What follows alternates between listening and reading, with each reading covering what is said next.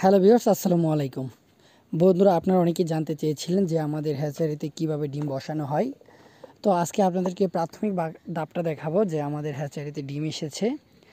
আমরা মূলত ভ্যান দিয়ে, অটো দিয়ে বিভিন্ন খামার থেকে, বড় বড় খামার থেকে ডিম নিয়ে আসি।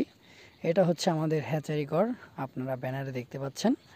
আর এই যে দেখেন, আমাদের হ্যাচারিতে ডিম চলে এসেছে আজকে এই ডিমগুলো বসানো হবে। এখানে মোট 5,000 ডিম আছে।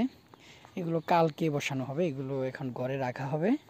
এটা হচ্ছে আমাদের মূলত হ্যাচারি ঘর। অনেকে হ্যাচারি ঘরের ভিতরে দেখতে চান যে হ্যাচারি ঘরের ভিতরে আসলে কীরকম দেখায়। এটা হচ্ছে মূলত আমাদের হ্যাচারি ঘর। ভ্যান দিয়ে ডিম আনা হয়েছে।